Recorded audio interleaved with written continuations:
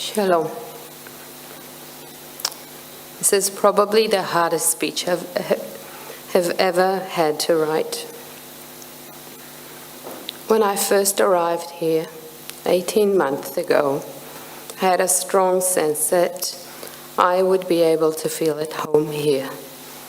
I had been working for the Jewish Agency and living in one of Israel's most Zionist communities, the Arava. My home is in Moshav Tzofar, in the heart of the Arava, in the middle of the desert, where the nearest cafe is an hour and a half away. Try imagine a place so remote. I remember one specific moment when Ido, my husband, and I were sitting on a mat in the desert with just the stars above us, and it was so quiet. We were discussing going on shlichut and what was important to us, a sense of community, that everyone knows everyone environment, and arvut adadit, mutual responsibility.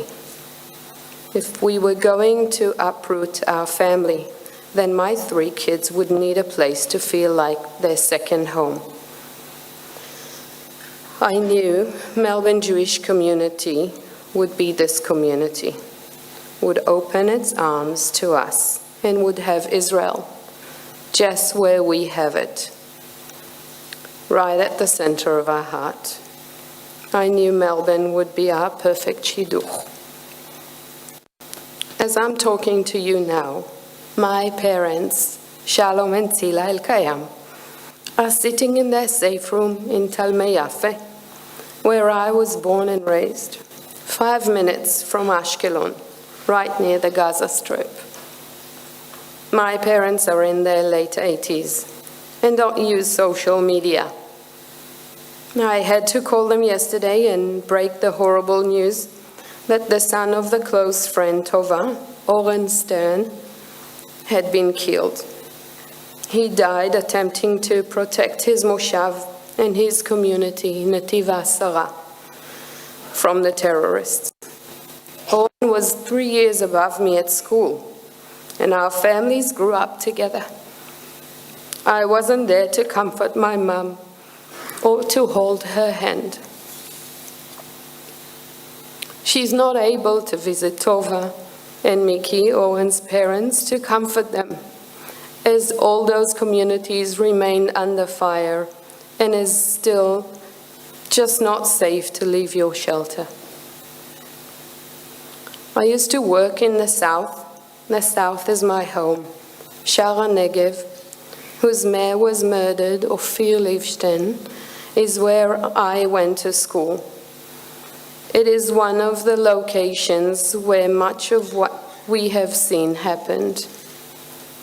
During Shabbat, I was continually texting with my friend Mazi in Kfar Aza, which is literally on the border with Gaza. It even has the same name. She was hiding in her shelter with her 2 young boys. Her husband, Tal, had left to defend the kibbutz. She sat in that shelter with her young children for 26 hours, hearing the gunshots of the terrorist and not knowing what was happening outside. After 26 hours of battle, the IDF restored control over the kibbutz, but Tal is nowhere to be found.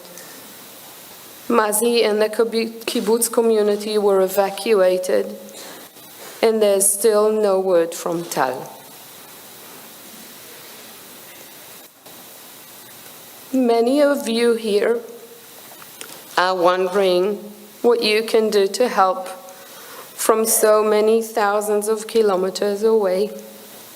Most of you have friends or family in Israel, and it might just be that simple text message of support you send them, checking in on them, a text expressing your support that enable Israelis under fire to understand that there are communities around the world that are sharing their pain. Israel may have changed forever, but the Jewish community has not. It remains resolved in its support and commitment to Jewish state to exist free from terror, free from fear. There will be a time to assess and understand what went wrong, how this could have happened. This time is not now. Now is the time for caring, for reaching out and support. I have full faith that this community is offering its assistance in all its forms. A WhatsApp message, a phone call, talking to the media, financial assistance, and solidarity meetings just like this. We are all one Jewish family. A family is there for one another when it counts. This is a mishpuche.